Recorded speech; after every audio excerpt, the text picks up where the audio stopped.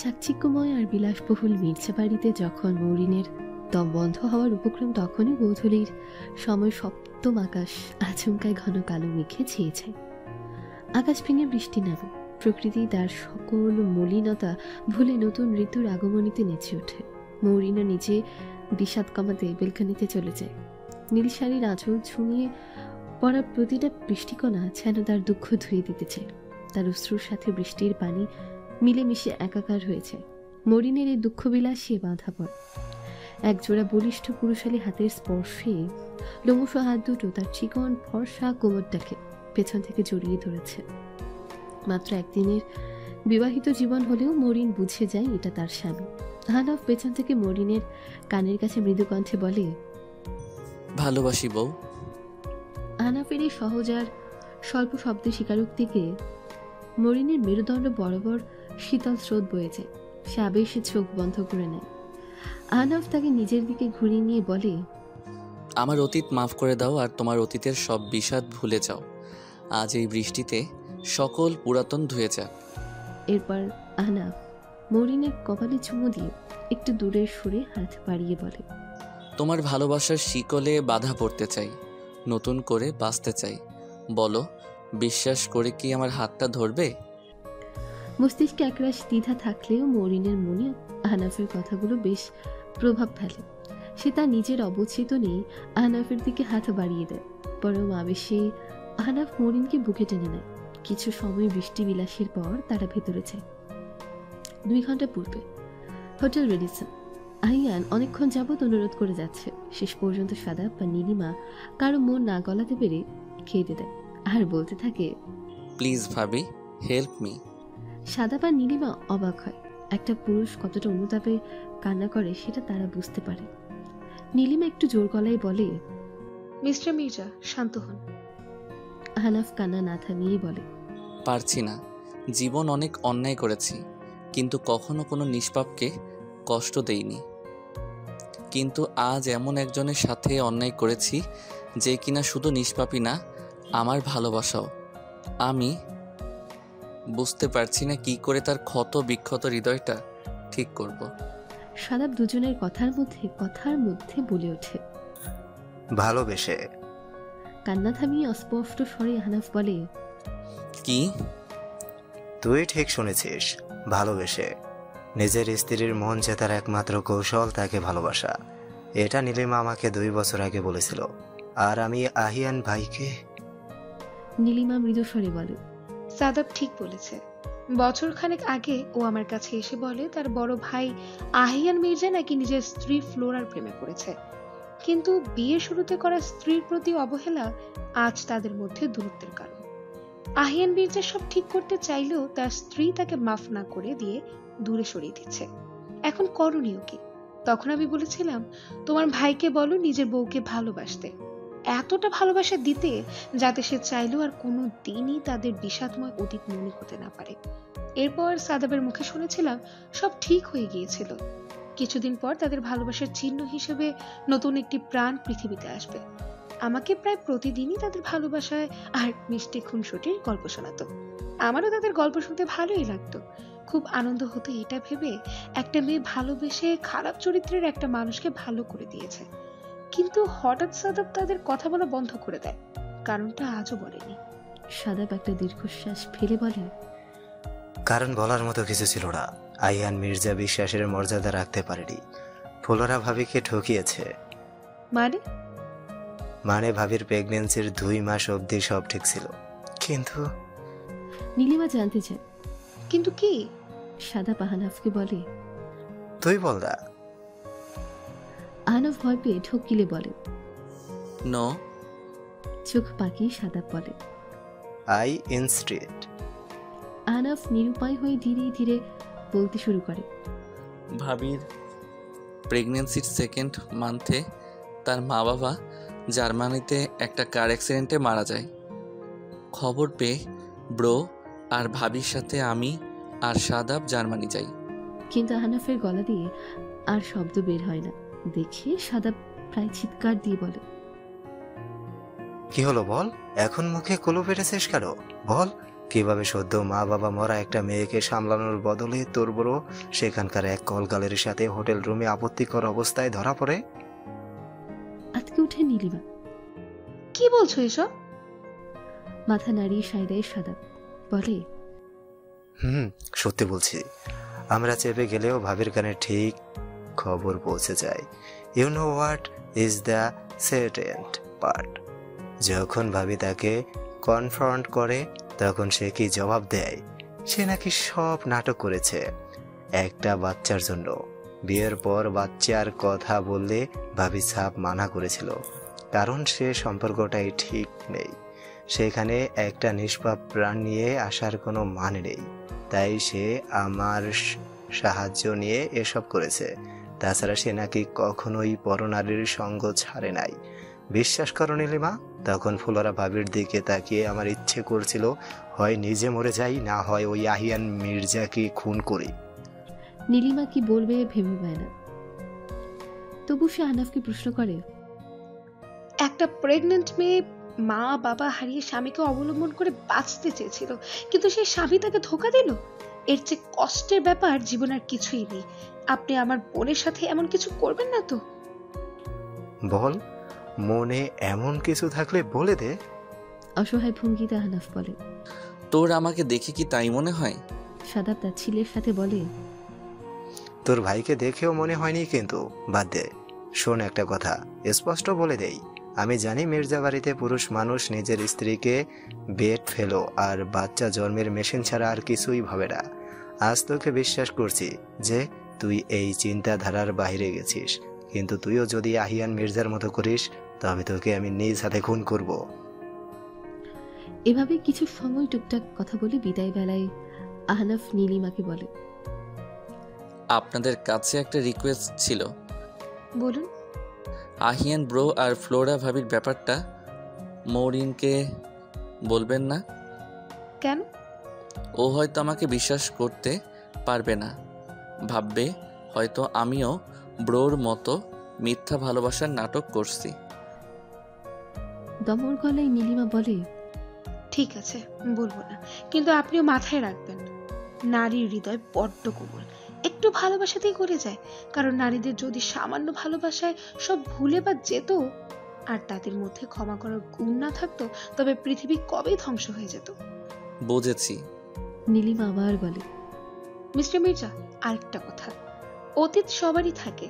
নারী অতীতের সব ক্ষমা করে দেয়, কিন্তু তাকে কথা দিয়ে আবার নতুন করে একই অন্যায় করলে সে ক্ষমা করে না।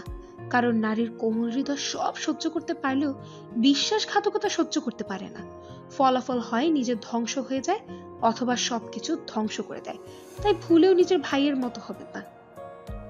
আহনাফ নীলিমার কথায় মাথা নাড়িয়ে সায় দিয়ে বুঝায় সে বুঝতে পেরেছে। তারপর বের হয়ে যায়। বাড়ি ফিরে নীল শাড়িতে নিজের প্রেয়সীকে ভিজতে দেখে আর নিজের আবেগকে নিয়ন্ত্রণ করতে পারে না। দ্রুত পায়ে এগিয়ে পেছন থেকে তাকে জড়িয়ে ধরে। স্বামীর সাথে বৃষ্টিবিলাস করে ঘরে এসে ভেজা শাড়িটা পাল্টে নিতে আলমারি খুলে অন্য একটা শাড়ি বের করতে, কিন্তু তার মুখটা বিরক্তিতে ভরে যায়। আনমনি বলে ওঠে, সবগুলো শাড়ি নীল কেন? কিন্তু আহনাফ কথাটা শুনে ফেলে। তারপর একটু এগিয়ে আবারও পেছন থেকে জড়িয়ে ধরে বলে, তুমি জানতে চাও তোমার কাবার্ডের সবগুলো শাড়ি নীল কেন? মাথা নাড়িয়ে সায় দেয় মৌরি। তার আগে বলো আমি তোমাকে প্রথম কোথায় দেখেছি? নীলিমার সাদাবের কাছ থেকে ইতিপূর্বেই মরিন শুনেছে যে আহনাফ তাকে সাদাবের জন্মদিনের পার্টিতে রেস্টুরেন্টে দেখেছিল, তাই সে ঝটপট উত্তর দিল, সাদা ভাইয়ের বার্থডেতে। আহনাফ তার পিঠ থেকে ভেজা চুলগুলো সরিয়ে আস্তে আস্তে ঠোঁট দিয়ে স্পর্শ করতে করতে বলে, হলো না? বৃষ্টির ঠান্ডা আর আহনাফের ভালোবাসার বরফ দুটো মিলিয়ে মরিনের দেহ মনে কম্পন শুরু হয়। আহনাফ মরিনের অবস্থা দেখে তাকে ছেড়ে দেয়। তারপর পকেট থেকে ফোন বের করে একটা ছবি দেখিয়ে বলে, কোনো এক বর্ষায় নীল শাড়িতে এক ষোড়শীর প্রেমে পড়েছিলাম। মরিন অবাক হয়ে ছবিটার দিকে তাকিয়ে থাকে। আহনাফের ফোনে ছবিটার দিকে তাকিয়ে মরিন অবাক হয়ে যায়, কারণ ছবিটা তারই। ছবিতে একগুচ্ছ কদম হাতে নীল শাড়ি পরে সে বৃষ্টিতে ভিজছে। তার মনে পড়ে সে এসএসসি কৃতি শিক্ষার্থী হিসেবে সংবর্ধনা নিতে যাচ্ছিল, কিন্তু হঠাৎ বৃষ্টি নামে। সময় কম ছিল, রিক্সা পাচ্ছিল না, তাই বাধ্য হয়ে বৃষ্টিতে ভিজে স্কুলের দিকে রওনা হয়। কিন্তু বৃষ্টির বেগ অত্যধিক বাড়লে একটা যাত্রী ছাউনিতে দাঁড়ায়। সেখানকারই ছবি এটা। আর কদমগুলো তো তার বাসার সামনে একটা গাছ থেকে ছোট্ট ভাইকে দিয়ে পাড়িয়েছিল বান্ধবীদের জন্য। কিন্তু আহনাফের কাছে সেদিনের ছবি কি করে এলো সে ভেবে পাচ্ছে না। আমি তুলেছি ছবিটা, সুন্দর না? আপনি কিভাবে? মানে আমি বুঝতে পারছি না। আহনাফ অতীতের কথা মনে করে বলতে থাকে। সেদিন ড্যাডের সাথে একটা ছোট বিষয় নিয়ে আর্গুমেন্ট করে এক বাড়ি থেকে বের হয়ে যায়। তখনই হঠাৎ বৃষ্টিতে রাস্তায় জ্যামে আটকা পড়ি। তখনই ছাউনিতে তোমাকে দেখতে পাই। পৃথিবীতে এমন কিছু মানুষ আছে যাদের প্রথম দেখাতেই আমাদের মনে অদ্ভুত একটা টান সৃষ্টি হয়। আমারও তোমাকে দেখে তাই হয়েছিল। এক মুহূর্তে সময় থমকে গিয়েছিল। জানো সেই মুহূর্তে আমার কি মনে হয়েছিল? আগ্রহ নিয়ে মরিন জিজ্ঞেস করে। কি? মুচকি হেসে আহনাফ বলে, আই ফাউন্ড হার। এই সেই মেয়ে যার জন্য আমি সব করতে পারি, আমার প্রাণ ভোমরা। কিন্তু আমার অগোছালো জীবনের সাথে তোমাকে জড়াতে চাইনি, তাই তখন তোমাকে চলে যেতে দিয়েছিলাম। তবে মনে মনে প্রমিস করেছিলাম যদি আবার কখনো তোমাকে নীল শাড়িতে দেখি তবে তোমাকে আমার বউ বানিয়ে ছাড়ব। আর বিয়ের পর তুমি সবসময় নীল শাড়ি পরবে। বিশ্বাস করো, সেই দিনের পর তুমি আমার অস্তিত্বে মিশে গেছো। যাকেই ওই ইনসিডেন্ট বলেছি সেই বলেছে এটা জাস্ট অ্যাট্রাকশন।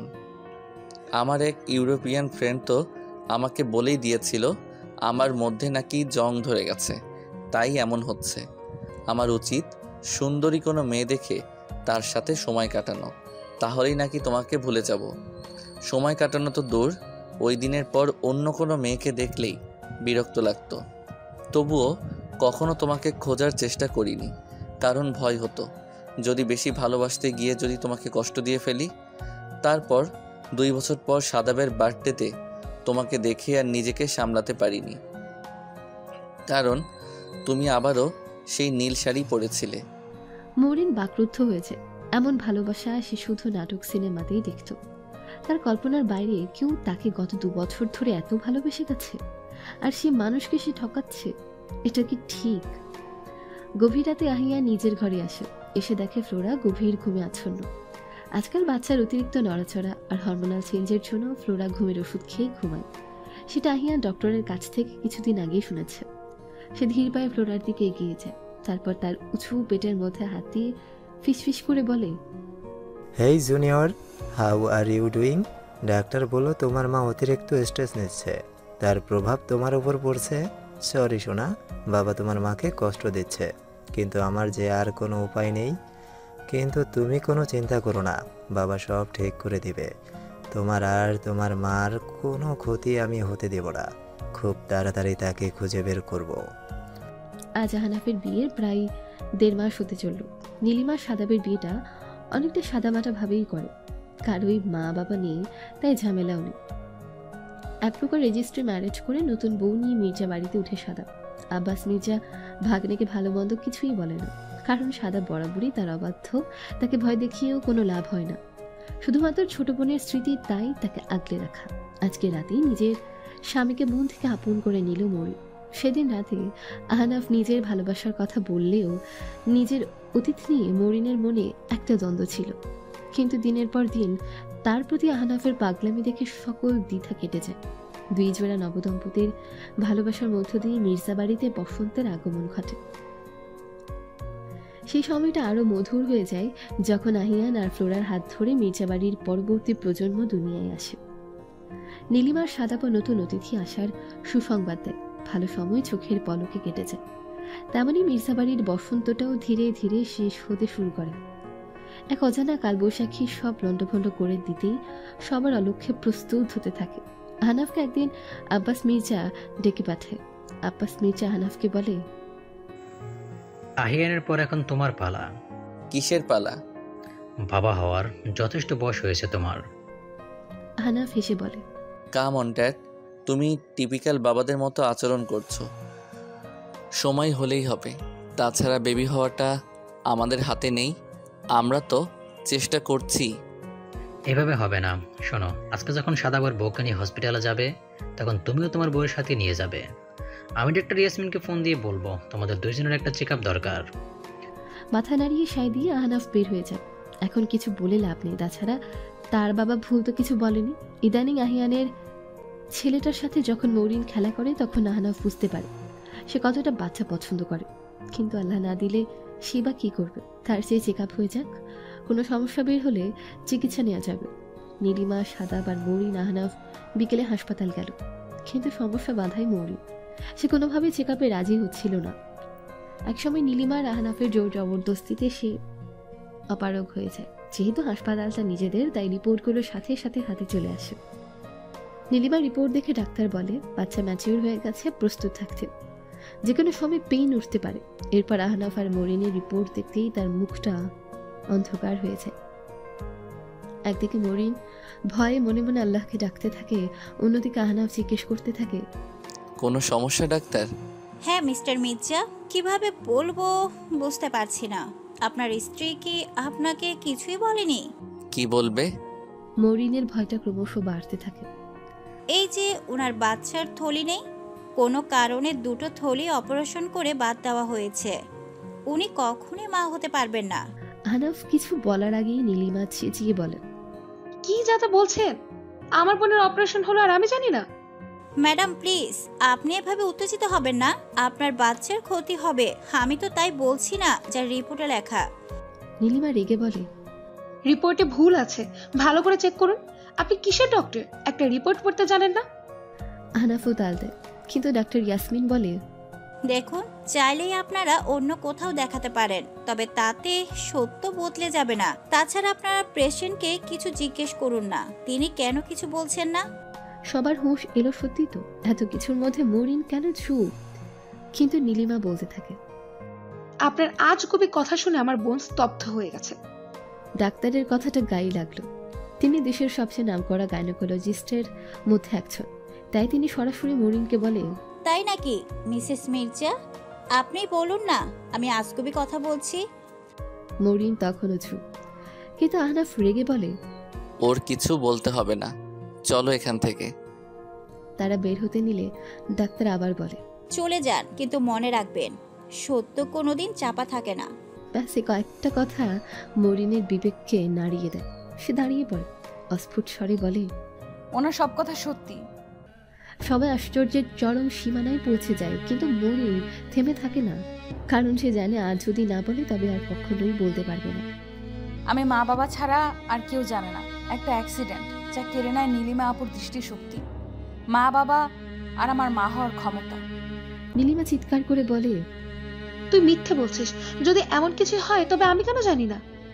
কারণ তুমি 1 মাস হসপিটালে ছিলে, তাছাড়া মা চায়নি তুমি কিছু জানো। এরপর ধীর পাই আহনাফের সামনে গিয়ে বলে, আমাকে মাফ করে দিন, আমি আপনাকে বলতে চেয়েছিলাম, কিন্তু মা আমাকে কসম দিয়েছিল। আহনাফ কারোর সাথে কোনো কিছু বলে না, কাউকে সাথে না নিয়েই বের হয়ে যায়। এদিকে মরিন কাঁদতে থাকে। সাদাব এত কিছুতে নীরব দর্শক হলেও এবার সে কথা বলে। মরিনের মাথায় হাত রেখে বলে, কেঁদো না, পাগলটা তোমাকে খুব বেশি ভালোবাসে তো, তাই ভাবতেই পারে না যে তুমি তার কাছে কোনো কিছু লুকাবে। নীলিমাও সান্ত্বনা দেয়, তুই কাঁদিস না বোন, সব ঠিক হয়ে যাবে।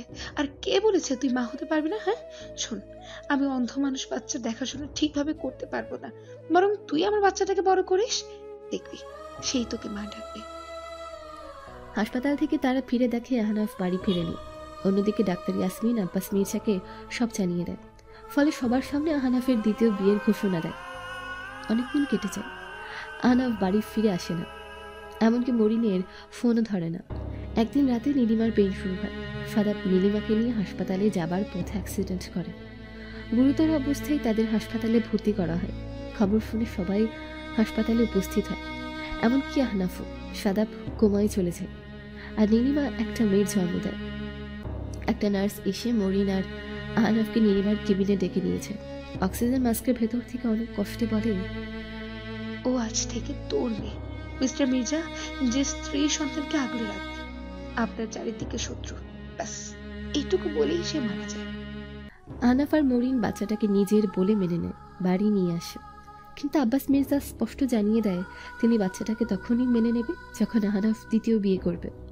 আশ্চর্যজনকভাবে আহনাফ খুব সহজেই রাজি হয়ে যায়। ঘটনা বর্তমান। বাচ্চার কান্নার শব্দে মরিন নিজের কান্না থামিয়ে মেয়েকে কোলে তুলে নেয়। মেয়ের কান্না থামাতে থামাতে বলে, তোর জন্য আমি সব করতে পারি, তুই ভাবিস না, আমি সব সামলে নেব। একটা ঘর শুধু আসবাবপত্র দিয়ে সাজানো থাকে না, বরং একটা ঘরের আনাচে কানাচে ভিড় করে সুখ দুঃখের স্মৃতি। একটা ঘর মানে একটা সাজানো সংসার। একটা মেয়ের জন্য সবচেয়ে কষ্টের হলো সে সাজানো সংসার অন্য কাউকে ছেড়ে দেয়া।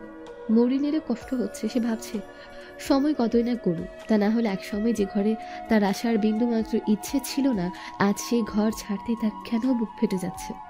2 দিন পর আহনাফের সাথে আর রাইসার বিয়ে, তাই আব্বাস মির্জা আগে ভাগে মরিনকে ঘরটা ছেড়ে দিতে বলেছে। তাছাড়া আজকে রাইসা আসবে, এই ঘরটা নিজের পছন্দসই করে সাজাতে। জেরিন এসেছে মরিনের জিনিসগুলো অন্য রুমে নিয়ে যেতে। জেরিন চলে গেলেই সেই মুহূর্তে ফ্লোরা আসে। আসবো? হ্যাঁ আপু, আসুন। কোনো প্রকার ভনিতা ছাড়াই ফ্লোরা বলে, বাচ্চাটাকে দেখতে এলাম। এরপর ঘুমিয়ে থাকা মেয়েটার কপালে চুমু দিয়ে একটা সোনার চেইন পরিয়ে বলে, কি নাম রেখেছ? নীলাশা। Nice name. আমি না, নীলেশা আপু যেদিন জানতে পারে মেয়ে হবে সেদিনই সাদা ভাইয়া আর আপু মিলের নাম ঠিক করে। একটা দীর্ঘশ্বাস ফেলে ফ্লোরা। সাদাব এখন কেমন? একই রকম। আপু ফারাবিকে নিয়ে এলেন না? কোথায় সে? নানির কাছে। বলেই ছোট্ট নীলাশাকে কোলে নিয়ে আদর করতে থাকে। মরিন কিছুই বলে না, সে জানে জন্মদাত্রী মা হলেও ফারাবির প্রতি ফ্লোরার আচরণ বিমাতা সুলভ। একদিনের কারণও জিজ্ঞেস করেছিল, উত্তরে ফ্লোরা বলেছিল, মির্জা বাড়ির রক্ত যদি পাপের মতো হয়, তাই মিছে মায়া বাড়াতে চাইছি না। ওর চোখগুলো আমাদের শাশুড়িদের মতো, তাই না? ফ্লোরার প্রশ্নের জবাব দিতে গিয়ে মরিন নিজেও অবাক হয়। সত্যি তো, নীলাশার মুখের সবকিছু সাদাপের মতো হলেও চোখ দুটো সুজানা খানের মতো, তাই সে মাথা নাড়িয়ে সায় দেয়। ফ্লোরা আবার প্রশ্ন করে, ওকে কি খাওয়াচ্ছ? ওই তো ডাক্তার যেটা লিখে দিল। এভাবে তারা নীলাশাকে নিয়ে কথা বলছিল। তার মধ্যে আহনাফ একটা ডাক সাইডের সুন্দর মেয়ের হাত ধরে ঘরে আসে। তারা প্রথমে মরিনদের খেয়াল না করলেও পরে দেখতে পেয়ে থতমত খেয়ে যায়। মেয়েটা যে রাইসা সেটা বুঝতে মরিনের বাকি থাকে না। সে কিছু বলা বা করার আগেই রাইসা চিৎকার করে বলে ওঠে, এই মেয়েটা এখন এখানে কেন আছে? আঙ্কেল তো বলেছিল অন্য কোথাও শিফট হয়েছে। রাইসা চিৎকারে নীলাশা কেঁপে ওঠে, কান্না করা শুরু করে দেয়। মরিন ফ্লোরার কোল থেকে তাকে নিয়ে থামানোর চেষ্টা করে। ফ্লোরাও চরম ক্ষেপে রাইসাকে বলে, তুমি কি মিনিমাম ম্যানার্সটুকু শেখোনি? একটা নিউবর্ন বেবির সামনে কেমন শাড়ির মতো চেঁচাতে নেই, জানো না? ফ্লোরার কথা শুনে রাইসা তিলে বেগুনে জ্বলে ওঠে। আমি ম্যানারলেস? আমি চেঁচাই? আর এই মেয়েটা যে নির্লজ্জের মতো এখন এই রুমে তার বেলা। ফ্লোরা পাল্টা জবাব দেয়, নিজের স্বামীর ঘরে থাকতে লজ্জার কি? আর না, তুমি কিছু বলছো না যে? এত সময় নীরব দর্শক হয়ে সবটা দেখলেও আহনাফ এবার মুখ খুলে বলে, আমি কি বলবো, মৌরিনকে তো অনেক আগেই ঘর ছাড়তে বলা হয়েছিল। রাইসা তো ঠিকই বলেছে। আহনাফের কথাগুলো শুনে মরিনের চোখ থেকে অনবরত অশ্রু ঝরতে লাগলো। সে নীলাশাকে কোলে নিয়ে বলে, সরি, আমি এক্ষুনি চলে যাচ্ছি।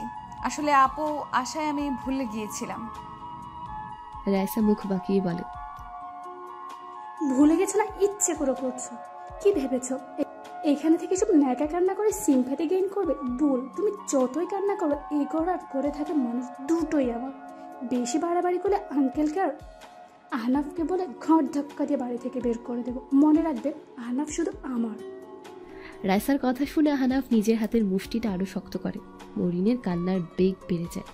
সে নীলাশাকে বুকে শক্ত করে জড়িয়ে আহনাফের মুখের দিকে তাকিয়ে দেখে সে ভ্রু ক্ষেপহীনভাবে দাঁড়িয়ে আছে, যেন মরিনের কোনো কিছুতেই কোনো কিছু যায় আসে না। ফ্লোরা একটু শব্দ করে উচ্চস্বরে হেসে রাইসার দিকে এগিয়ে গিয়ে মরিনের দিকে আঙ্গুল তুলে বলে, ও 2 বছর আর আমি 4.5 বছর ধরে এই মির্জা বাড়িতে সংসার করছি। তাও মির্জা বাড়ির ছেলেদের নিয়ে কোনো গ্যারান্টি দিতে পারি না।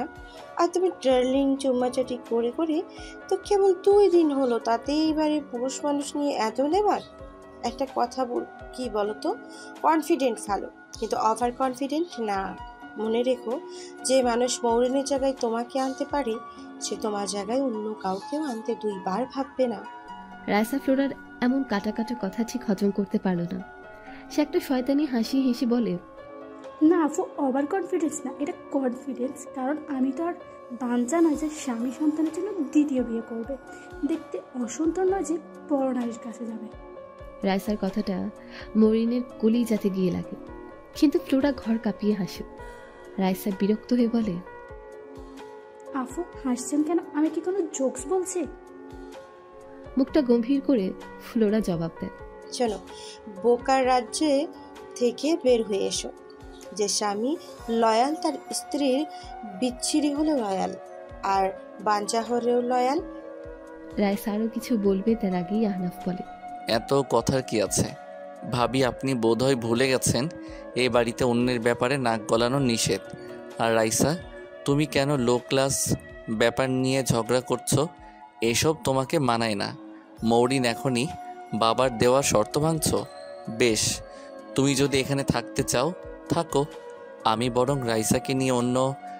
কিন্তু আহনাফকে সম্পূর্ণ কথা বলতে না দিয়ে কান্না ভেজা গলায় মরিন বলে, আপনি ভুল ভাবছেন, আমি এক্ষুনি যাচ্ছি। আহনাফ চোখ বন্ধ করে নিজেকে শান্ত রেখে বলে, তাহলে এখনো কেন এখানে দাঁড়িয়ে আছো? মরিন ফ্লোরাকে বলে, আপু চলুন। কিন্তু আর কোনো কিন্তু না আপু, দয়া করে চলুন। বলেই বের হয়ে যায়। পিছু পিছু ফ্লোরাও যায়। মরিন যেতে যেতে আহনাফের গলা শুনতে পায়, রাইসা, দরজাটা লাগিয়ে দাও। Okay baby. বলে রাইসা খট করে দরজাটা লাগিয়ে দেয়। মরিনের বুকটা হু হু করে ওঠে। নতুন ঘরে এসে নীলাশাকে বুকে শক্ত করে ধরে উচ্চস্বরে কেঁদে ওঠে মরিন। মরিনের কান্না দেখে ফ্লোরার মেজাজ প্রচন্ড খারাপ হয়ে যায়। বিনা লড়াইয়ে নিজের জায়গা ছেড়ে দিলে এখন কান্না করে কি হবে? মরিন কান্না থামিয়ে বলে, আপু ঘর নিয়ে লড়াই করে কি হবে, যেখানে ঘরের মানুষটাই দখল হয়ে গেছে। তাছাড়া দোষটাও তো আমার। ফালতু কথা বাদ দাও। শোনো, এসব কান্নাকাটিতে কারো মন গলবে না। এখনকার দিনে কেউ কারোর জন্য কাঁদে না। মা বাবা মরলে সন্তানের সম্পত্তির জন্য মামলা করে, হাজব্যান্ড মরলে ওয়াইফ উইল দেখে যে তার জন্য কি রেখে গেছে, আর ওয়াইফ মরলে হাজব্যান্ড বিয়ের জন্য পাগল হয়ে যায়। So wake up to reality, নিজের অধিকার বুঝে নাও। মাথা নাড়িয়ে না করে মরিন। না আপু, ভুল আমার। আমি তাকে সত্যিই জানাইনি। তাছাড়া বিয়ে করার তার অধিকার আছে। মরিনের কথাগুলো শুনে ফ্লোরা বিরক্ত হয়। টু হেল্প উইথ ইউর সত্যি আর অধিকার। শোনো মেয়ে, এভাবে ছেড়ে দিতে থাকলে তোমার জীবন তো নষ্ট হবে, সাথে সাথে এই বাচ্চারও জীবন নষ্ট করবে। একজন মৃত্যুপথযাত্রীর মা তোমাকে নিজের বাচ্চার দায়িত্ব দিয়ে গেছে, তাই যা করবে ভেবে করবে। মনে রাখবে, তুমি এখন আর শুধু আহনাফ মির্জার ওয়াইফ না, তুমি এখন এক মেয়ের মা। সুজানা খান থমথমে মুখে আব্বাস মির্জার মুখোমুখি বসে আছে, আর এক অদ্ভুত আক্রোশ ফুটে উঠেছে তার চেহারায়। পাখির ডানা কিভাবে ছাড়তে হয় এই আব্বাস মির্জা তা ভালো করে জানে। তুমি কি ভেবেছিলে সুজনা, তুমি আমার আর আমার ছেলেদের বিরুদ্ধে চক্রান্ত করবে আর আমি কিছু জানতে পারবো না? এরপর এমন কিছু করলে খান বংশের শেষ বাতিটা পর্যন্ত নিভিয়ে দেব। আক্রোশের সাথে সুজানা বলে, আমি ছেড়ে দিলেও উপরওয়ালা ছাড় দিবে না। মনে রাখিস, আল্লাহর ঘরে অন্ধকার নেই। কথাটা শেষ না হতেই আব্বাস মির্জা এক হাতে সুজানার ঘন কালো ঝুলে মুঠি ধরে টানতে টানতে বিছানায় ফেলে বলে, বড্ড বুলি ফুটেছে, আমাকে তুই বলা। বলে কোমরের বেল্ট খুলে নির্মমভাবে মারতে থাকে। কিন্তু সুজানা ঠোঁট কামড়ে সবটা সহ্য করতে থাকে, কিন্তু একসময় সহ্য করতে না পেরে বেহুশ হয়ে যায়, আর আব্বাস মির্জা তাকে সেখানে ফেলে বের হয়ে যায়। অন্যদিকে রাইসা দরজা লাগাতেই আহনাফ তার গলা চেপে ধরে। রাইসার নিঃশ্বাস বন্ধ হয়ে যাবার উপক্রম হয়, কিন্তু তাতে বিন্দুমাত্র নজর না দিয়ে আহনাফ দাঁত চেপে বলে ওঠে, হাউ ডেয়ার ইউ, আমার বউকে বাঞ্জা বলার সাহস তুই কোথায় পেলি? আহনাফের কথাগুলো রাইসার কানে গেলেও সে জবাব দিতে পারছে না। তার চোখ উল্টে গেছে, আর গলা দিয়ে শুধু ঘেঁ ঘেঁ আওয়াজ বের হচ্ছে। রাইসার উল্টানো চোখ দেখে আহনাফ নিজের রাগকে নিয়ন্ত্রণ করে রাইসার গলা ছেড়ে দেয়। রাইসা জোরে জোরে নিঃশ্বাস নিয়ে নিজেকে স্বাভাবিক করার চেষ্টা করতে করতে বলে, সরি, আমি বুঝতে পারিনি সামান্য কথাতে তুমি এতটা রেগে যাবে। আহনাফ কোনো কথাই বলে না। আহনাফকে চুপ করে থাকতে দেখে রাইসা ধীরে ধীরে তার দিকে এগিয়ে যায়। এরপর দুহাত দিয়ে গলা জড়িয়ে ধরে ঠং করে বলে, বলেছি তো সরি। তবু রাগ করে থাকবে? আচ্ছা ঠিক আছে, বলো তো কি করলে তোমার রাগ ভাঙবে? আহনাফ রাইসার হাত দুটো এক ঝটকায় সরিয়ে বলে, তুমি লিমিট ক্রস করছো। রাইসা বাঁকা হাসি হেসে বলে, বেব, লিমিট তো আমরা আর অনেক আগেই ক্রস করেছি। তুমি কি ভুলে গেছো আমাদের একসাথে কত স্পেশাল নাইট স্পেন্ড করেছি? তুমিও ভুলে যেও না তুমি এখানে কেন এসেছো আর স্পেশাল নাইট।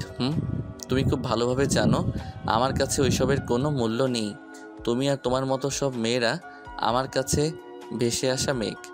আর মোরে সেও কি বেশি আসে মেঘ? রাইসার প্রশ্ন শুনে আহনাফ চেঁচিয়ে বলে, ডোন্ট ইউ ডেয়ার মৌরিনের সাথে নিজেকে তুলনা করার সাহস দেখিও না। ঠিক আছে, করলাম না তুলনা, তবে আমাকেও বেশি আসে মেঘ বলো না, কারণ 2 দিন পর তোমার সাথে আমার বিয়ে। তোমাকে বিয়েটা করছি শুধুমাত্র ড্যাডের জন্য। একটা শয়তানি হাসি হেসে রাইসা বলে, আই নো বেব, তবে কি বলো তো, যে কারণে হোক বিয়েটা হচ্ছে সেটাই যথেষ্ট। আমি বাড়ি যাবার আগে আমি মেয়েকে বলে দেব কি কি চেঞ্জ করতে হবে। দৃঢ় কণ্ঠে আহনাফ বলে, এ ঘরে কোনো চেঞ্জ হবে না, এটা আমার আর মৌরিনের স্মৃতি। এবার রাইসাও শক্ত গলায় বলে, বেশ, চেঞ্জ হবে কি চেঞ্জ হবে না সেটা আঙ্কেলই ডিসাইড করতে দাও। ভাবলেশীন হয়ে আহনাফ বলে, যা খুশি করো। রাইসার কিছু না বলে বের হয়ে যায়। আহনাফ একটা সিগারেট বের করে জ্বালিয়ে টান দেয়। গত 2 বছরে সে এই জিনিসটা ধরেও দেখেনি, কিন্তু সাদামের অ্যাক্সিডেন্টের পর আবারও শুরু করেছে। এরপর ফোন বের করে কাউকে একটা কল দেয়। কাজটা হয়েছে? অপর পাশ হতে হ্যাঁ বোধক উত্তর পেতেই সঙ্গে সঙ্গে ঘর থেকে বের হয়েছে। ফ্লোরা ঘরে এসে আলমারি থেকে একটা কাগজ বের করে আহিয়ানের হাতে ধরিয়ে বলে, সই করো। আহিয়ান কাগজটা পড়ে ছিঁড়ে ফেলে বলে, আমি কতবার বলবো তোমাকে আমি ডিভোর্স দেব না, তাই বারবার এসব ফালতু কাগজ বানানো বন্ধ করো। ফ্লোরা চিৎকার করে বলে, আমিও বলছি সইটা করে আমাকে মুক্তি দাও। বিয়েটা তুমি বাচ্চা আর জার্মানিতে থাকা আমার প্রপার্টির জন্য করেছিলে, এখন দুটোই তোমার হাতে। সব নিজের জিনিস নিজের কাছে রেখে দাও আর ডিভোর্স দিয়ে আমাকে মুক্তি দাও। আহত গলায় আহিয়ান জিজ্ঞেস করে, ফারাবিকে ছেড়ে থাকতে তোমার কষ্ট হবে না? কষ্ট হবে, কিন্তু মরে যাব না। তবে যদি এখানে তোমার মতো মানুষের সাথে থাকি তবে আমি মরে যাব। একটা দীর্ঘশ্বাস ফেলে আহিয়ান বলে, 2 দিন পর। কি? 2 দিন পর আমি সই করব। ফ্লোরা অবাক হয়, কারণ আহিয়ানকে ফারাবির জন্মের পর থেকে ডিভোর্সি কথা বলে আসছে, কিন্তু সে রাজি হয় না। তার খারাপ লাগলো কিনা সে বুঝতে পারে না, তবে মনে যায় ঝুলুক। মুখে স্বস্তির ছাপ টেনে বলে, okay, that's a relief. Tarin Begum এসেছে মেয়েকে নিয়ে যেতে, কিন্তু মরিন মায়ের সাথে যাবে না। এখন কি তুই সতীনের সংসার করবি? মরিন নিজেকে শক্ত করে বলে, প্রয়োজন হলে করব। মা, তুমি যদি এখানে আমাকে ফেরত নিতে আসো তবে লাভ নেই, আমি যাব না। তারিন বেগম নিজের মেয়ের এমন কথায় অবাক হয়ে বলে, কি আজে বাজে কথা বলছিস? তোর নিজের কি কোনো আত্মসম্মান নেই? মরিন নির্লিপ্ত গলায় বলে, না, নেই। তারিন বেগম যেন নিজের মেয়েকে চিনতে পারছে না। মৌরিন, মা, এই নিয়ে আর কোনো কথা নয়, আমি সিদ্ধান্ত নিয়ে ফেলেছি। একটা দীর্ঘশ্বাস ফেলে তারিন বেগম বলে, ঠিক আছে, যা ভালো মনে হয় কর। তবে একটা কথা, আমার বাড়ির দরজা তোর আর আমার নাতনির জন্য চিরকালই খোলা থাকবে। জেনিফার গভীর রাতের অন্ধকারে চুপি চুপি নিজের বাড়ির পেছনে আসে। হঠাৎ কারো আওয়াজ চমকে ওঠে, এত দেরি কেন? আমার হাজবেন্ড আর বাচ্চাগুলো ঘুমাতে দেরি করেছে। আগন্তুক বলে, কাজটা হয়েছে? ইতিবাচক শব্দ বলে একটা কিছু এগিয়ে দিয়ে বলে, আমি সবকটা ঘরে ক্যামেরা সেট করে দিয়েছি, আর এই পেন ড্রাইভে সব ডকুমেন্টস আছে যা যা আপনি আনতে বলেছেন। পেন ড্রাইভটা হাতে নিয়ে আগন্তুক একটা ভয়ঙ্কর হাসি দিয়ে বলে, মির্জাদের ধ্বংসের শুরু হবে এখন। আচ্ছা, কাজটা করতে কেউ দেখেনি তো, বা সন্দেহ করেনি তো? মাথা নাড়িয়ে না করে জেনিফার বলে, আমার টাকাগুলো কালকেই অ্যাকাউন্টে ট্রান্সফার হয়ে যাবে। সকাল সকাল ফোনের রিংটোনে আহিয়ানের ঘুম ভেঙে যায়। ঘুমের ঘোরেই কলটা রিসিভ করে হ্যালো বলতেই অপর পাশ হতে কেউ একজন বলে ওঠে, আপনার স্ত্রী জানে তার মা বাবাকে কে খুন করেছে। আহিয়ান ধরফর করে বিছানা থেকে লাফিয়ে ওঠে। তার পাশেই ফারাবিকে নিয়ে ফ্লোরা ঘুমিয়ে আছে। সে খুব সাবধানে বেলকানিতে চলে যায়। কে বলছেন? সেটা জেনে কি করবেন? নিজে তো শ্বশুরের হাজার হাজার কোটি টাকার সম্পত্তি ভোগ করছেন। একটু ছিটে ফোঁটা আমাকে দিলেই কথাটা গোপন রয়ে যাবে। কি যাতা বলছেন? আর আপনিই ভাগে? যাতা বলছি কি না সেটা ইমেল চেক করলেই বুঝতে পারবেন। আমি একটা অ্যাকাউন্ট নাম্বারও মেল করেছি। আজকে 12টার মধ্যে যদি 100 কোটি টাকা ওই অ্যাকাউন্টে না ট্রান্সফার হয় তবে ভিডিওটা ভাইরাল হয়ে যাবে। লোকটা কথাগুলো বলেই লাইন কেটে দিল। আহিয়ান ইমেইলে ভিডিওটা দেখে বেশ ঘাবড়ে গেল। তারপর হন্তদন্ত হয়ে ছুটে গেল নিজে আব্বাস মির্জার ঘরের দিকে। সেখানে গিয়ে জোরে জোরে নিজের বাবাকে ডাকতে লাগলো। আব্বাস মির্জা ছেলের গলা শুনে বের হয়ে এলো। কি হলো, সকাল সকালে তো চেঁচামেচি করছো কেন? আহিয়ান হাঁপিয়ে হাঁপিয়ে বলে, dad, you need to talk. Abbas Mirza অবস্থার গুরুত্ব বুঝতে পেরে বলে, মিটিং রুমে যাও, আমি আসছি। আহিয়ান চলে যায়। আহনাফ সকাল সকাল বের হবার আগে একবার বাবার সাথে কথা বলতে চায়। সে ঘরের সামনে গিয়ে দেখে দরজা খোলা, তাই নখ না করে সরাসরি ভেতরে ঢুকে যায়। আর ভেতরে গিয়ে তার পায়ে নিচের মাটি সরেছে, কারণ সুজানা খান নিজের ক্ষততে নিজে মলম দেওয়ার চেষ্টা করেছে। আহনাফ চিৎকার করে সুজানা খানের হাত ধরে বলে, মম, এটা কি করে হলো? সুজানা নিজের হাত ছাড়িয়ে ওড়না দিয়ে খোলা পিঠটা ঢেকে বলে, এটা কিছুই না, তুমি এ ঘরে কেন? উত্তেজিত হয়ে আহনাফ বলে, বলো কে করেছে? মম, এটা যদি ড্যাড করে তবে আমি তাকে। সুজানা তাকে থামিয়ে শান্ত স্বরে বলে, কি করবে? কিছু করতে পারবে না তুমি। যে ছেলে নিজের বাবার হাত থেকে নিজের বউ আর 4 দিনের বাচ্চাকে বাঁচাতে দ্বিতীয় বিয়ে করবে বলে রাজি হয়, সে কি আর যাই হোক বাবার করা অন্যায়ের প্রতিবাদ করতে পারবে না। মম, চলে যাও। আহনাফ কথা না বাড়িয়ে ধীর পায়ে বের হয়ে যায়। সাথে সাথে সুজানা ফোন বের করে কল দেয়। অপর বাসতে রিসিভ হতেই বলে, আমি আমার কাজ করে দিয়েছি, এবার তোমার পালা। এরপর ফোন রেখে হিংস্রভাবে হেসে বলে, এবার রক্ত দিয়ে রঙিন হবে মির্জা বাড়ি।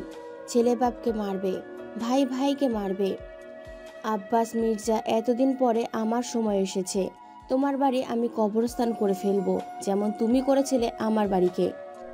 আব্বাস মির্জা ভিডিওটা দেখে চুপ শেখাচ্ছে। ড্যাড, কিছু একটা তো বলো। তুমি বলেছিলে ভিডিওটা ডিলিট করেছো, তাহলে আজ ফ্লোরার মা বাবার মার্ডারের এই ভিডিও দিয়ে কেউ আমাকে কিভাবে ব্ল্যাকমেল করে? আব্বাস মির্জা বলে, আমার মনে হয় ওইটাই হিটম্যানের কাজ। আহিয়ান চড়া গলায় বলে, যদি তাই হয় তবে সেটা তোমার ব্যাপার। প্রয়োজন হলে টাকা দাও, প্রয়োজন হলে খুন করো, কিন্তু এসব সমাধান করো। আমাকে এসবে টানবে না, তাহলে ভালো হবে না। আব্বাস মির্জাও তেতিয়ে ওঠে। তুমি আমাকে হুমকি দিচ্ছ? ভুলে যেও না, আমি যা করেছি সব তোমাদের ভালোর জন্য। তার ছেলের সাথে আহিয়ান বলে, এনাফ ড্যাড, এসব ভালো মন্দ আমাকে বুঝিয়ে কোনো লাভ নেই। আমি এত দিনে সবটা বুঝতে পারছি। আসলে ভালোটা আমার আর আহানাপের না, ভালোটা তোমার। সব কিছুতে তোমার স্বার্থ। আহিয়ান নিজের বাবার সাথে এভাবে কথা বলবে তা আব্বাস মির্জার ধারণার বাইরে। সে চিৎকার করে ওঠে। আহিয়ান? আহিয়ানও পাল্টা জবাব দেয়, ডোন্ট শাউট। আমি কি ভুল কিছু বলেছি? নিজের বিজনেস বাড়াতে ফ্লোরারের সাথে আমার বিয়ে দিলে, যখন ওর বাবা তোমার অবৈধ অনৈতিক ব্যবসার অংশ হতে মানা করে দিল, নিজের মেয়েকে ফেরত নিতে চাইলো, তুমি তাদের মেরে ফেললে। কি করতাম? তোমার শ্বশুর তো আমাদের পথে বসানোর উপক্রম করেছিল। তাছাড়া ফ্লোরা যখন প্রেগনেন্ট ছিল, আমি জেনে শুনে আমার বংশধরকে কিভাবে যেতে দিই? ড্যাড, আমরা দুজনেই জানি সত্যিটা কি। বাচ্চার জন্য তোমার কোনো টান ছিল না। আসল কথা, তুমি এক ঢিলে 2 পাখি মেরেছিলে তখন। ফ্লোরাকে ভালোবেসে এসব থেকে সরে আসতে চেয়েছিলাম, তোমার অবাধ্য হয়েছিলাম। তাই ফ্লোরার মা বাবাকে মেরে আমাকে রাস্তায় এনেছো এই বলে যে আমি যদি ফ্লোরার থেকে সব প্রপার্টি লিখে নিয়ে নিই তবে তাকেও মেরে ফেলবে। আর দ্বিতীয়, ওর বাবাকে নিজের রাস্তা থেকে সরিয়ে জার্মানিতে ব্যবসা দখল করছো। তোমার মনের আশা পূর্ণ হলেও আমি খেসারত দিচ্ছি। নিজেকে আজ অব্দি ফ্লোরা হতে দূরে সরিয়ে রেখেছি, কারণ পরোক্ষভাবে হলেও আমি ওর বাবা মায়ের খুনি। আমি কি বলেছি যে ওকে দূরে সরিয়ে রাখো? একজনের মা বাবাকে খুন করে তার মেয়েকে ভালোবাসার কথা শোনাতে পারিনি, তাই নিজেকে চরিত্রহীন প্রমাণ করে দূরে সরে গেছি। সেটা তোমার সিদ্ধান্ত। আমি জানি, তবে আজ যদি ফ্লোরা এসব কিছু জানতে পারে তবে সে থানা পুলিশ করতে চাইবে, আর আমি জানি তুমি তা হতে দিবে না। হয়তো ফ্লোরা কেউ, আমি চাই না এসব কিছু হোক, তাই এই ব্ল্যাকমেলারকে আটকাও। না হলে? নির্লিপ্ত গলায় আহিয়ান বলে, না হলে থানা পুলিশ আমি করব। রাজ সাক্ষী হয়ে বাবা ছেলের একসাথে জেল খাটবো, তবুও ফ্লোরার কিছু হতে দিব না। আমাকে জেলে আটকে রাখার সাধ্য কার? আমার কাছে দেশের উকিল সাদাব। কথাটা বলতে গিয়েও থেমে যায় আব্বাস মির্জা। কৃত্রিম হাসি দিয়ে আহিয়ান বলে, কি হলো, কথাটা শেষ করো। পারবে না কেন জানো? আহনাব যাতে দ্বিতীয় বিয়েতে রাজি হয়, তাই তাকে ভয় দেখানোর জন্য তার প্রিয় ভাই সাদাবকে মারার জন্য অ্যাক্সিডেন্ট প্ল্যান করেছিলে তুমি। হলো তাই। সাদাব যখন নীলিমাকে নিয়ে হাসপাতালে যাচ্ছিল, তখন তোমার লোক ট্রাক দিয়ে তাদের গাড়িতে ধাক্কা দেয়। ফলাফল ওই নীলিমা মৃত আর সাদাব ক্রমায়। আর আহনাবও ভয়ে বিয়েতে রাজি হয়ে যায়। কিন্তু সাদাবের এই অবস্থাতে সে তো তোমার কেস লড়তে পারবে না। তুমি সব জানো? হ্যাঁ, সব জানি। আমি তো এটাও জানি সাদাবকে মারতে তুমি কোনো ড্রাইভার আর কোন গাড়ি ব্যবহার করছো। আমি খুব খুশি হয়েছিলাম, কারণ ওই একটা ছেলের জন্য আমরা দুই ভাই মা বাবার আদর থেকে বঞ্চিত ছিলাম। আমার মা ভাই আমাদের থেকে ওকে বেশি ভালোবাসে। আমার বাবা ভাই সব বিষয়ে আমার থেকে বেশি ওকে প্রায়োরিটি দেয়। তাই তুমি যখন ওকে মারার প্ল্যান করেছিলে, তখন আমি তোমাকে কিছু বলার প্রয়োজন মনে করিনি। এমনকি ওদের বাঁচাতেও ইচ্ছা হয়নি, কারণ আমার মনে হয়েছে এবার হয়তো আমরা ওই এতিমটার ছায়া থেকে মুক্তি পাবো। তুমি জানো, ডাক্তার বলেছে কাল লাইফ সাপোর্ট খুলে দিবে। ভেবেছিলাম ফ্লোরাকে কিছু একটা বুঝিয়ে নতুন করে শুরু করব, কিন্তু এই কল আবার সব এলোমেলো করে দিচ্ছে। আহিয়ানের কথাটা শেষ করতেই আহনাফ হতাশ চেহারা নিয়ে ঘরে এসে বলে, ছি ব্রো, তোর মন মানসিকতা এত নীচ, তোর মধ্যে এত হিংসা। আহনাফের কথা শুনে আহিয়ান বলে, ও আমি নিয়েছি, আর তুই খুব বুঝবো। তুই নিজের পরিবারকে বাঁচাতে করেছিস, আমিও তাই। তুই কি ভেবেছিস আমার কথায় উনি থেমে যেত? কখনোই না, উল্টো আমাকে নিয়েও চাল দিত, ফ্লোরা আর ফারাবের ক্ষতি করতো। আহনাফ আহিয়ানের কলার ধরে বলে, তো তুই কি কিছু করতে পারতি না? আহিয়ান নিজের কলার ছাড়তে ছাড়তে বলে, আমাকে না, নিজেকে প্রশ্ন কর, তুই কি করতে পেরেছিস? তুইও তো প্রতিবাদ করতে পারিস, কিন্তু না করে সেই তো ড্যাডের কথায় ভয় পেয়ে দ্বিতীয় বিয়ে করছিস। আহনাফ চুপ হয়ে যায়, কিন্তু আহিয়ান বলতে থাকে, দেখলি তো, তোরও জবান বন্ধ হয়ে গেল। আহনাফ বলে, কি বলবো বল, বাস্তবটা তুইও জানিস। এরপর আব্বাস মির্জার দিকে আঙ্গুল তুলে বলে, আরে এই মানুষটা তো কোনো মানুষের কাতারেই পড়ে না। এতক্ষণ চুপ থাকলেও এবার আব্বাস মির্জা খি খি করে ওঠে। কি সব আজে বাজে কথা বলছো? আহনাফ জোর গলায় বলে, ঠিক বলছি, এতগুলো মানুষকে মারা যদি বাদও দেই, তবু নিজের ওয়াইফকে নির্মমভাবে পেটানো বাদ দিতে পারবে না। একই স্বরে আব্বাস বলে, ও তার মানে বেয়াদব মহিলার সাহস এত বেড়ে গেছে যে তোমাকে জানিয়েছে? আহনাফ দীর্ঘশ্বাস ফেলে বলে, এবার তো মুখটা সামলাতে পারেন। ভুলে যাচ্ছেন কেন উনি আমার মা? তাছাড়া মম কিছু বলেনি, আমি নিজে দেখেছি। এসব আমাদের স্বামী স্ত্রীর মধ্যে ব্যাপার, তুমি দূরে থাকো। কৃত্রিম হাসি দিয়ে আহনাফ বলে, বাহ, তাহলে আমার আর মৌরিনের মধ্যে তুমি কেন এসেছো? কেন আমাকে হুমকি দিচ্ছ রাইসাকে বিয়ে করার জন্য? তোমার ভালোর জন্য। আমার না, নিজের জন্য করছো, রাইসার বাবার প্রপার্টির জন্য। আচ্ছা, তোমার এত আছে তাও কেন এমন করো? আর কত লাগবে তোমার? তবে তুমি যাই করো, আমি রাইসাকে বিয়ে করছি না। শক্ত গলায় আব্বাস মির্জা বলে, বিয়ে তোমাকে করতেই হবে, নাহলে আমি কি করতে পারি তুমি জানো? কি করবে? মেরে ফেলবে? ফেলো, তবে একটা কথা মনে রেখো, আমার বউ বাচ্চার গায়ে যদি ফুলের টোকাও লাগে, আমি তোমার সাম্রাজ্যে ধ্বংস করে দেব, আর তোমাকেও। আমাকে হুমকি দিচ্ছ? কৃত্রিম হাসি দিয়ে আহনাফ বলে, তোমারই তো ছেলে। আহনাব, ভুলে যাও না তুমি এখন আমার বাড়িতেই থাকো। ভুলে যাইনি, তবে তুমি ভুলে যাও আহনাফ নামে তোমার কোনো ছেলে আছে, কারণ আজই আমি আমার বউ বাচ্চাকে নিয়ে বাড়ি ছেড়ে চলে যাব। বলি আহনাফ বের হয়ে যাবে, তখন দরজার পাশ থেকে একটা ছায়া সরে গেল।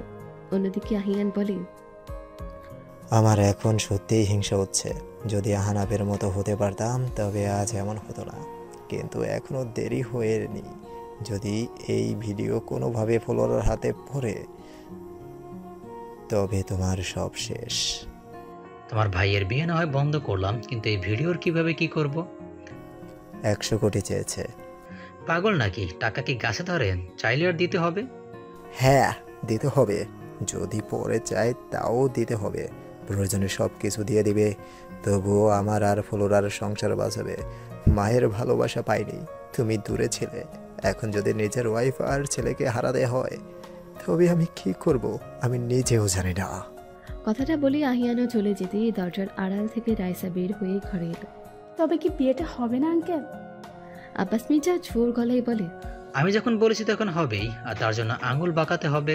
আমি ভালোই ভালো কাজ সারতে চেয়েছিলাম, কিন্তু ওরা তা হতে দিল না। কি করবে তুমি? করবো একটা কিছু, কিন্তু তোমার সাহায্য লাগবে। আহনাফকে বিয়ে করার জন্য আমি সব করতে পারি। তুমি কি ভুলে গেছো? শুধু ওর জন্য আমি আমার বাবাকে জেলে পাঠিয়েছি, কারণ সে বিয়েতে রাজি হয়নি। সেজন্যই তো নিজের ছেলে মেয়েদের থেকে তোমার উপর ভরসা করি। আমাদের যা করার এখনই করতে হবে। আহনাফ যখন বলেছে থাকবে না, তখন নিশ্চিত সে বাড়ি থেকে বের হবে। তুমি বউ আর বাচ্চাটাকে রাস্তা থেকে তুলে নাও। কিন্তু কোনো কিন্তু না, কোনো প্রশ্ন না। যদি বিয়ে করতে চাও তবে যা বলছে তাই করো। Okay uncle. আহনাফ মরিনের ঘরে এসে মরিনকে জড়িয়ে ধরে কাঁদতে থাকে। মরিন পুরো হতভম্ব হয়ে যায়। কি হয়েছে আপনার? আপনি কাঁদছেন কেন? সরি। কি হয়েছে বলবেন তো? আহনাফ মরিনকে ছেড়ে দিয়ে নীলাশাকে কোলে নিতে নিতে বলে, সব পরে বলবো। এখন এই বাড়ি থেকে চলো, আমাদের হাতে সময় নেই। আমার বাবা তোমার আর মেয়ের কোনো ক্ষতি করার আগেই আমাদের এই বাড়ি ছাড়তে হবে। কিন্তু মরিনের বলা কথা শুনেই সে দাঁড়িয়ে যায়। কিন্তু আপনি রাইসাকে বিয়ে করবেন, আপনি তো এই শর্তেই রাজি হয়েছেন। বিয়ে করলে উনি নীলিমা আপু আর সাদাব ভাইয়ার মতো আমাকে আর নীলাশাকে মেরে ফেলবে না তো? সেটা তো আপনার বাবা বলেছিলেন। তাহলে এখন কেন আবার উনি আমার আর আমার মেয়ের ক্ষতি করবেন? আহনাফ অবাক হয়ে বলে, তুমি সব জানো? মরিন মুচকি হেসে বলে, আপনি কি ভেবেছেন আমি আপনার দ্বিতীয় বিয়ে এমনি এমনি মেনে নিয়েছি? সেদিন যখন আপনার বাবা আপনাকে হুমকি দিচ্ছিল যে আপনি রাইসাকে বিয়ে না করলে আপনার প্রিয় বন্ধু ভাই সাদাবকে মেরে ফেলবে, আমি শুনে ফেলেছিলাম। শুধু আমি না, নীলিমা আপু শুনেছিল। অবাক হয়ে আহনাফ বলে, কি নীলিমা সব জানতো? মরিন মাথা নাড়িয়ে সম্মতি দেয়। আর সেই জন্যই হসপিটালে আপনাকে ওইভাবে বলেছিল। তাহলে ওরা এই বাড়ি থেকে বের হয়ে যায়নি কেন? যেতেই চেয়েছিল, তাই তো সেই রাতে মিথ্যে লেবার পেইনের বাহানা করে বের হয়েছিল, কিন্তু ভাগ্য সহায় হলো না। আমার বাবা তাদের মেরে দিল। তখনই আমি বুঝতে পেরেছিলাম আমার মা ঠিক বলেছিল। উনি আব্বাস মির্জা সব আইন কানুন নিজের পায়ের নিচে রাখে। ওনার সাথে লড়াই করার শক্তি আমাদের নেই। তাই যখন আপনার বিয়ের কথা হলো মেনে নিলাম, কারণ এতে এই বাচ্চাটা বেঁচে যাবে। তাহলে এখন কেন উনি আমাদের ক্ষতি করবেন? শিষ্যের কথাগুলো একরকম চিৎকার করেই বলে মৌরি, আমি বিয়েতে না করেছি। কি? কিন্তু কেন? আপনার মাথা ঠিক আছে? না, মাথা আগে ঠিক ছিল না, এখন হয়েছে। বাবার অন্যায়টাকে প্রশ্রয় দিয়েছি। তার কথা শুনে তোমার সাথে বাজে ব্যবহার করতে বাধ্য হয়েছি। ভুল করেছি, কিন্তু আর না। আমরা এর বিরুদ্ধে লড়ব। তার জন্য আগে এ বাড়ি থেকে বের হতে হবে। চলো। নীলাশাকে আহনাফের কোল থেকে নামিয়ে বিছানায় শুয়ে দেয় মৌরি। এরপর খুব শান্ত গলায় বলে, না, আমি যাব না। আর না, আপনি কোথাও যাবেন। আর আপনি আমার সাথে বাজে ব্যবহার করছেন, আমার একটুও খারাপ লাগেনি, কারণ সত্যিটা আমি জানতাম। আমার শুধু আপনার কষ্ট দেখে খারাপ লাগতো, কিন্তু সব বৃথা হয়ে যাবে। উনি নীলাশার ক্ষতি করে দিবেন, তাই আপনি চুপচাপ কাল রাইসাকে বিয়ে করবেন। আহনাফও নাছরবান্দা। মৌরিন, পাগলামি করো না। মরিন এবার পাগলের মতন চিৎকার করে ওঠে। পাগলামি আমি না, আপনি করছেন। উনি আমাদের মেরে ফেলবেন। শুনুন আহনাফ, ন্যায় অন্যায় যাই হোক, আজ অবধি আপনার সব কথা আমি শুনেছি। আজ আমার একটা কথা শুনুন প্লিজ। আমি এই বাচ্চার প্রাণ ভিক্ষা চাইছি। মরিনকে আস্তে টেনে বিছানায় বসিয়ে ওর পায়ের কাছে বসে। এরপর তার হাত ধরে বলে, জানি তোমাকে আমি অনেক কষ্ট দিয়েছি, কিন্তু তোমার এই কথা আমি রাখতে পারবো না। না আহনাফ। হিস, শান্ত হও, আমার কথা শোনো। বলো, বিশ্বাস করো আমাকে? মাথা নাড়িয়ে সম্মতি জানায় মরিন।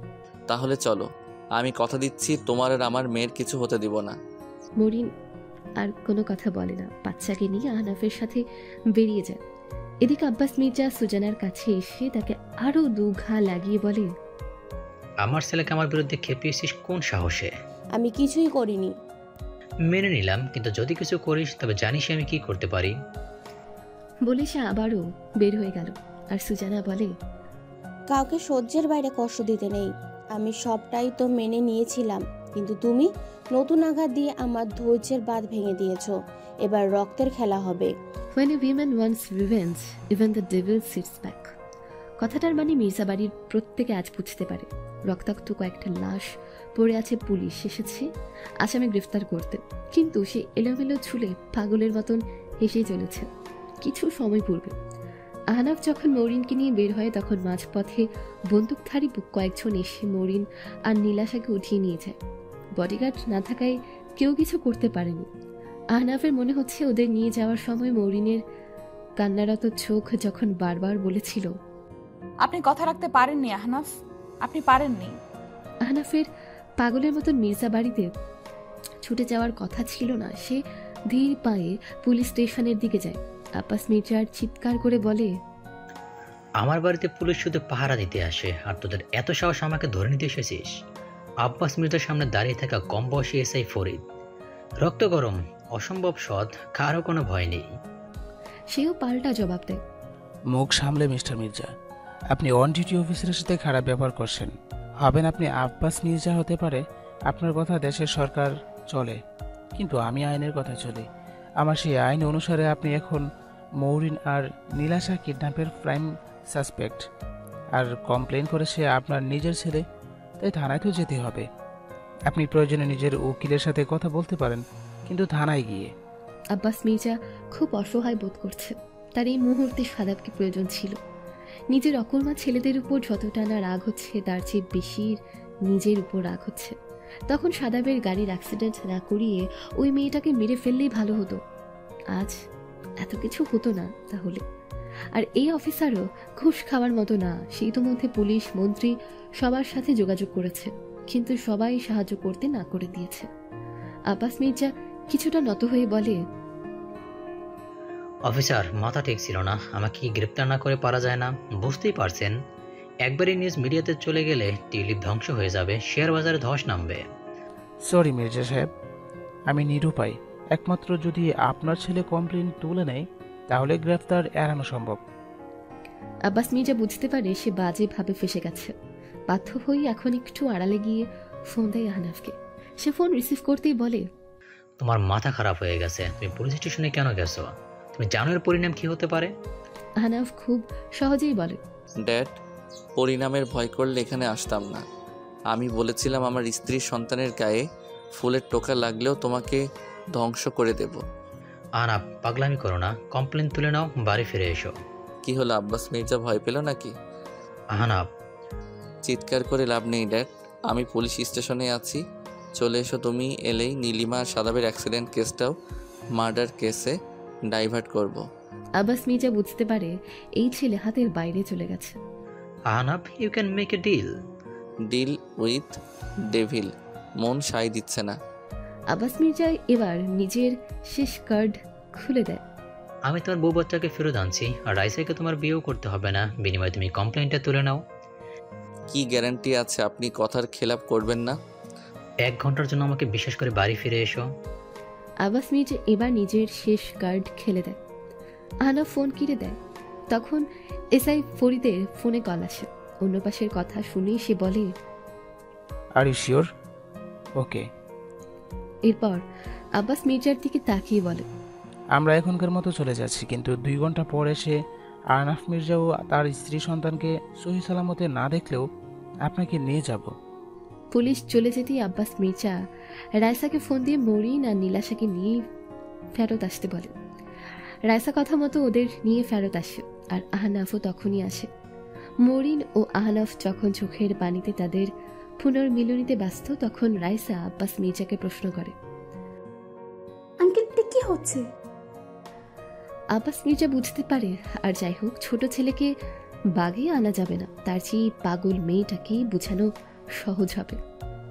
সরি রাইসা, কিন্তু যেখানে হানাফ তোমাকে চায় না সেখানে। রায়সা চেঁচিয়ে ওঠে, চায় না মানে কি? আপনি কথা দিয়েছেন আর তুমি সেমলেস গার্ড ছাড়ো ওকে। রায়সার কথা শুনে উচ্চ স্বরে হেসে ওঠে মরিন। নীলাশাকে আহনাফের কাছে দিয়ে রায়সার গালের ঠাস করে চড় বসিয়ে দেয়। ইউ। রায়সা কিছু বলার আগেই আরো একবার থাপ্পড় দিয়ে বলে, আমার স্বামী আমি জড়িয়ে ধরি চুমু খাই, তোর কি রে? কি ভেবেছিস আমি দুর্বল না? আমি শুধু মেয়ের জন্য চুপ ছিলাম, তাতেই তোর যে পাকনা গজিয়েছে। আজকে আমার মেয়ে নিরাপদ, আমার স্বামী আমাদের নিরাপত্তায় দিয়েছে, তাই কাউকে ভয় পাই না। আজই তোর পাকনা কাটবো। তোকে তো আমি। এই বলে রাইসা মরিনের দিকে এগিয়ে যেতেই আহনাফ তাদের বডিগার্ডদের ইশারা করে। সাথে সাথে তারা রাইসাকে ধরে ফেলে। কি করছে? ছাড়ো আমাকে। আঙ্কেল, আব্বাস মির্জা কিছু বলার আগে আহনাফ বলে, আঙ্কেলকে ডেকে লাভ নেই, তুমি এখান থেকে থানায় যাবে। তোমার বিরুদ্ধে প্রমাণ আমি একটু পর দিয়ে আসবো, নিয়ে যাও একে। আব্বাস মির্জাও কিছু বলে না, কারণ এখন কিছু বললে আহনাফ ওকেও পুলিশকে দিয়ে দেবে। সে একটা কথা বুঝতে পেরেছে, ছেলেরা বড় হলে তাদের নিয়ন্ত্রণ করা যায় না, বরং তাদের নিয়ন্ত্রণে ছড়ে যেতে হয়। আজকে দুই ছেলে তার হাতের বাইরে। এখন ছোটটা এমন করলো, একটু আগে বড়টা 100 কোটি কার না কার নামই দিয়ে দিয়েছে। আব্বাস মির্জা মনে মনে বলে, আমার সময়টা খারাপ চলছে, 2 নম্বর ব্যবসা ভয়াবহ ধরা খেয়েছি, তার উপর কিছুদিন পর পরে কেউ নাকি ব্ল্যাকমেল করে টাকা নিচ্ছে। কেউ তো আছে মাস্টার মাইন্ড, সঠিক সময় আসতে দাও, তোমাদের সবাইকে আমি উচিত শিক্ষা দিয়েই ছাড়বো। এরপর সবাই সবার ঘরে চলে যায়। আহনাফ এসআই ফরিদের সাথে কথা বলছিল আর মরিন নীলাশাকে খাওয়াচ্ছিল। হঠাৎ গুলির বিকট আওয়াজে পুরো বাড়ি কেঁপে ওঠে। তারা দৌড়ে সেই আওয়াজ যেদিক থেকে এসেছে সেই দিকে যায়। গিয়ে দেখে আব্বাস মির্জার নিথর দেহ মাটিতে পড়ে আছে, আর আহিয়ান রক্তে মাখামাখি হয়ে যন্ত্রণায় কাতরাচ্ছে। সবচেয়ে অবাক করা বিষয় হলো তাদের দিকে বন্দুক তাক করে আছে তাদের নিজেদের স্ত্রী সুজানা আর ফ্লোরা। আহনাফের মুখ থেকে শব্দ বের হচ্ছে না। সুজানা আহিয়ানের পাশে গিয়ে বসে বলে, তোমার জন্য কষ্ট হচ্ছে। তুমি সব সময় প্রশ্ন করতে না যে আমি কেন তোমাদের 2 ভাইকে সাদাবের মতো ভালোবাসি না। আজ নিজের প্রশ্নের জবাব নিয়ে মরো। তোমরা আমার কেউ না। আমি তোমাদের 2 ভাইয়ের মা নই, আমি সাদাবের মা। আমি সুজানা খান, ওয়াইফ অফ শামীম আহসান খান, যাকে তোমার ক্রিমিনাল বাবা খুন করেছে। আমার স্বামী তোমার বাবার বিয়ে ছিল। সাদাবের বয়স তখন 3 মাস মাত্র। সে সময় একদিন তোমার বাবা আমাদেরকে আমার স্বামীর সাথে দেখে। তারপর আমার সৌন্দর্যে এতটাই পাগল হয় যে আমাকে অনৈতিক প্রস্তাব দেয়। আমি তাতে অপমান করি, তাই সে শামীমকে বলে আমাকে বিক্রি করতে। শামীম খুব ঠান্ডা মাথার মানুষ ছিল, সে তৎক্ষণাৎই কোনো কিছু বলে না। কিন্তু ওই দিন আমাকে নিয়ে তোমার মায়ের কাছে আসে বিচার দিতে। তোমার তখন 18 মাস আর তোমার ভাইয়ের মাত্র 15 দিনের। তোমার মা সব শুনে চরম উত্তেজিত হয়ে তোমার বাবাকে জিজ্ঞাসা করে, কিন্তু তিনি অস্বীকার না করে উল্টো সবার সামনে বলে দেয় সে যেভাবে হোক আমাকে হাসিল করবে। এতে তোমার মা তোমার বাবাকে ডিভোর্সের হুমকি দেয়, তা তোমাদের নিয়ে চলে যাবে বলে। তাতে এই লোকটা রেগে গিয়ে তোমাদের মা আর আমার স্বামীকে গুলি করে মেরে ফেলে। কথাগুলো বলে একটু দম নেই সুজানা, তারপর আবারও শুরু করে। এরপর আমাকে জোর করে বিয়ে করে এই 4 দেয়ালে বন্দি করে ফেলে। আমার বুক থেকে দুধের বাচ্চাটাকে নিয়ে যায় আর তোমাদের তুলে দেয় আমার কোলে। নিজের সন্তানকে বাঁচাতে তোমাদের দেখাশোনা করতে থাকি, কিন্তু কখনোই ভালোবাসতে পারিনি কিংবা আপন করে নিতে পারিনি। এরপর রাগে একদিন তোমার গায়ে হাত তুলে ফেলি। তখন সে সাদাবকে নিজের ভাগ্নের পরিচয় দিয়ে মির্জা বাড়িতে আনে আমাকে কন্ট্রোল করতে। হয়তো তাই আজ অবধি শুধু নিজের ছেলের জন্যই সব সহ্য করে যাচ্ছিলাম, কিন্তু আজ সে নেই। একটু আগেই হাসপাতাল থেকে ফোন করে জানায় সাদাব মারা গেছে, তাই এরও বেঁচে থাকার অধিকার নেই। সুজানার জবানবন্দি সবার মুখে তালা দেয়। আহিয়ান বুঝতে পারে সে কতটা ভুল বুঝেছিল সুজানাকে। সে কিছু বলবে তার আগেই আরেকটা গুলি তার বুকে লাগে। সে চিৎকার করে ছটফটিয়ে মারা যায়। আহনাফ দৌড়ে তার কাছে যায়, অস্ফুট স্বরে মুখ দিয়ে বের করে, ভাবি তুমি কেন করলে? ফ্লোরা বাঁকা হাসি হেসে বলে, তোমার মিসেস খানের মতো এত ধৈর্য নেই। আমি অনেক চেষ্টা করেছি নিজের মা বাবার খুনের অপরাধীকে ক্ষমা করার, কিন্তু পারিনি। যেদিন জানতে পেরেছি সে শুধু আমার বাবা মাকে না, নিজের বাবার সাথে মিলে এমন অনেক নিরাপদ মানুষের খুন করে, সেই দিনই ঠিক করি ওকে আমি শাস্তি দেব। একে খুন না করে প্রতিশোধের অনেক চেষ্টা করেছি, শত হোক ভালোবাসিত। মিসেস খানের সাথে মিলে কত প্রমাণ একসাথে করেছি, কত জায়গায় গোপনে পাঠিয়েছি, কিন্তু সবই এদের কাছ থেকে টাকা নিয়ে এদের কাছেই প্রমাণ বিক্রি করে দিয়েছে। তাই আমি আজকে সব শেষ করলাম। শেষে আশা ছিল আমার মা বাবার মার্ডারের এদের কনফেস, কিন্তু তাতেও লাভ হলো না, কেউ এলো না। সবাই বলে মির্জাদের বিরুদ্ধে যাবে না, তাই বাধ্য হয়েই নিজের হাতে কাজটা করেছি। পুলিশ এসে ফ্লোরা আর সুজানাকে নিয়ে যায়। যাবার সময় সুজানা মরিনকে বলে, আমার ছেলেটা শেষ নিঃশ্বাস অবধি জানতে পারেনি তার মা বাবার নাম। অনেক কষ্ট পেয়েছে, তার শেষ অংশটা তোমার কাছে রইল, যত্নে বড় করো। অন্যদিকে ফ্লোরা আহনাফ আর মরিনকে উদ্দেশ্য করে বলে, তোমাকে মারিনি কারণ তুমি তোমার বাবার করা পাপের সাথে যুক্ত নাও। তোমার বাবা সব 2 নম্বর ব্যবসা আমি নষ্ট করেছি, প্রতিশোধ তো নিয়েছি, কিন্তু নিজের ছেলেটাকে এতিম করে দিয়েছি। তারপর একটা দীর্ঘশ্বাস ফেলে আবার বলে, একটা মায়ের প্রাণ ভোমরা তার সন্তান। তোমার বাবা সেই সন্তানকে জিম্মি করে একটা মাকে 28 বছর টর্চার করেছে। মির্জাদের ধ্বংস তো নিশ্চিত ছিল। আমার ছেলেকে তোমাদের ভরসায় রেখে যাচ্ছি, প্লিজ ওকে ভালো মানুষ হিসেবে করে তুলো। ওদের চলে যাওয়ার পথে তাকিয়ে থাকে মরিন আর আহনাফ। তাদের সাথে রয়ে যায় দুটো নতুন জীবন, তাদের নতুন প্রাণ ভোমরা, নীলাশা আর ফারাবি।